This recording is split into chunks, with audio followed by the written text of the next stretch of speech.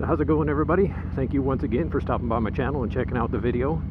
Remember, if you haven't already done it, to hit that subscribe button and tap that little like thingy right there, because it really helps me out. On today's video, I'm going to go over the things that I love and the things that I hate about my 2020 Harley-Davidson Street Bob.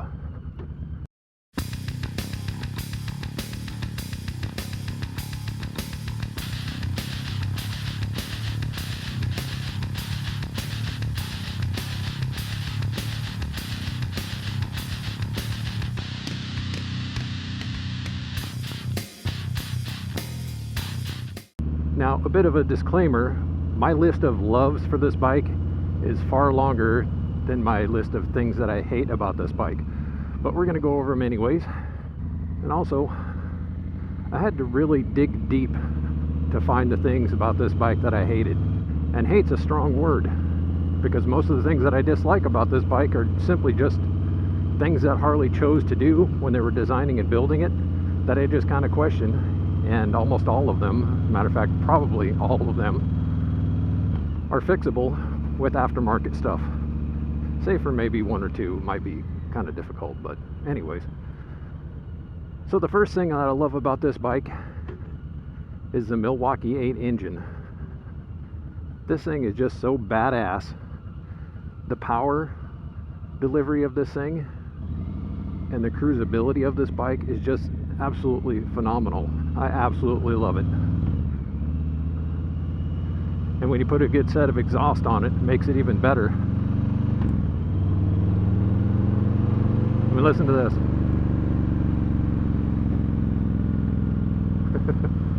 I mean, how do you not love that? Absolutely love that about this bike. I mean, I thought it sounded pretty good with the stock exhaust on it. I mean, it's kind of quiet, but you could still hear it. Even riding down the highway at 60 miles an hour, you can still hear the stock exhaust, which is pretty nice. But I put a set of, what are these? Vance & Hines Eliminator 3-inch slip-on exhaust on it. They were kind of a pain in the ass to install, but I'll talk about that some other time. But after having put these on here, it makes the bike sound so absolutely incredible. Now, the next thing that I love about this bike is staring you right in the face. That right there, my GPS device. Well, not the GPS device itself, but the USB port on this motorcycle that's built into it.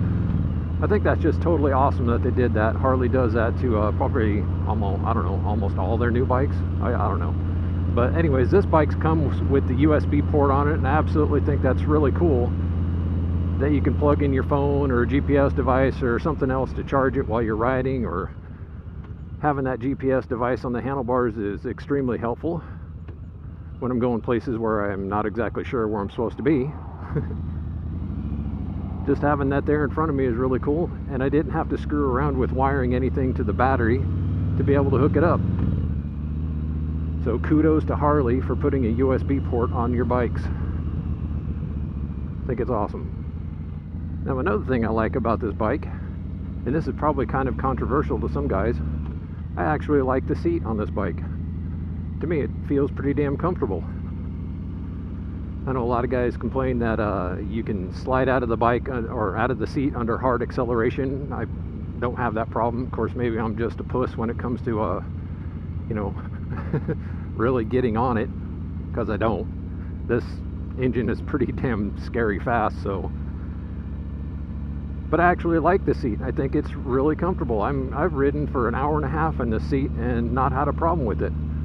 It's way more comfortable than the one that was on my Vulcan. That's for sure. Another thing I love is the suspension on this bike. Harley really did a good job when they built this bike in the new Softail chassis at getting the suspension dialed in. It is just absolutely incredible. You can go over bumps that, well, on my Vulcan anyways, would kind of want to toss me out of the seat. And on this bike, I don't have that problem at all.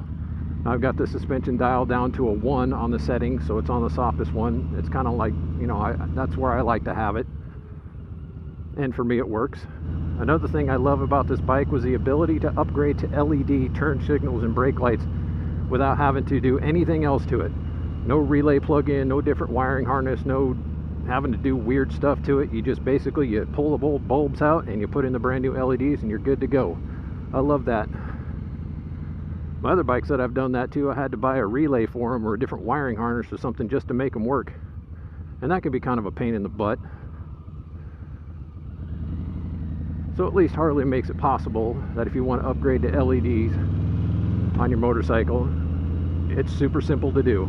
The next thing I love is customizability, if that's a word. Modularity. Yeah, we'll say modularity. The fact that you can take a Harley-Davidson and turn it into anything you want is awesome. And I think Harley stands alone if you're out there looking for a new cruiser to buy and you want something that you really want to personalize. Harley's pretty much the only name in the game as far as being able to do that.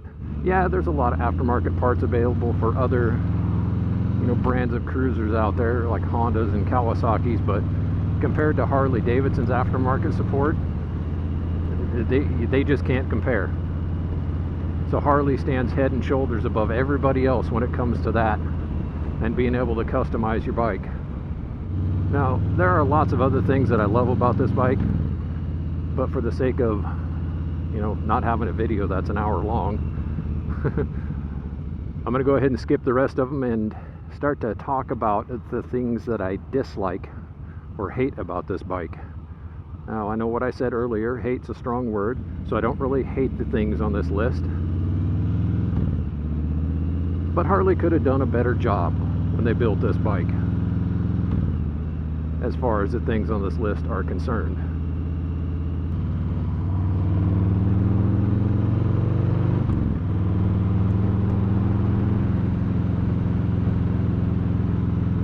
So the first thing on my list, it's a complaint.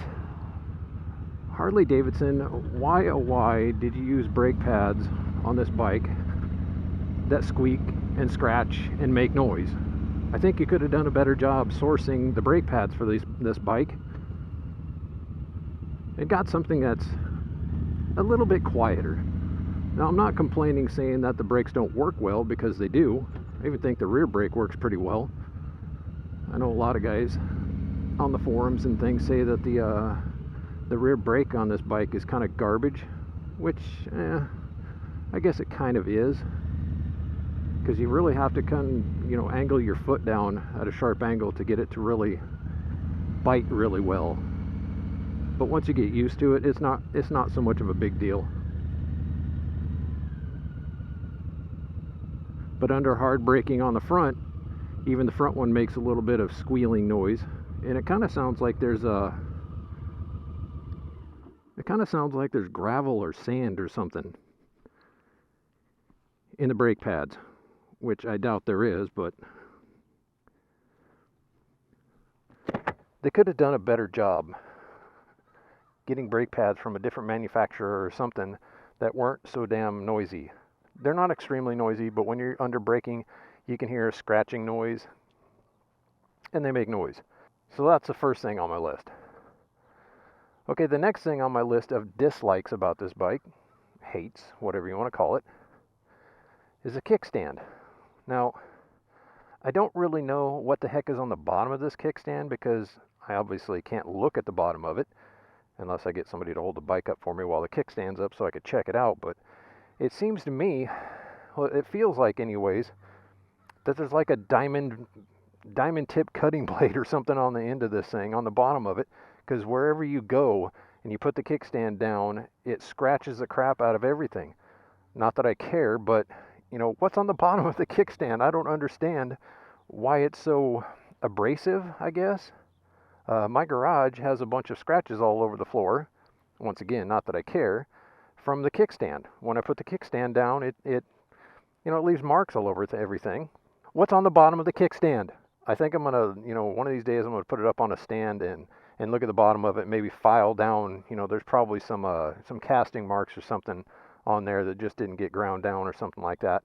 But the next thing that I don't like about the kickstand is just how wonky it is. Every time you come to a stop on this bike and you go put the kickstand down, because of the way that it kind of locks into place and it won't, go forward or back, you just have this uncertainty as to whether or not the bike is going to tip over, and that's kind of spooky. I've come up to places before, parked the bike, put the kickstand down, leaned the bike over, stood up off the bike, and then because of whatever's on the bottom of it, the bike kind of, it jerks a little bit more, and it just, my heart skipped a beat, and wow, it just made me feel like I was going to drop the bike, which is not a cool thing, not at all. So I don't know if maybe they could do something different about it, or I can grind off the bottom of the kickstand and fix that problem, but I'm going to look into it. The kickstand's just kind of weird, okay? It's just kind of weird. Okay, the next thing I don't like about this bike, and it does really bug me, is that this thing is a dust magnet.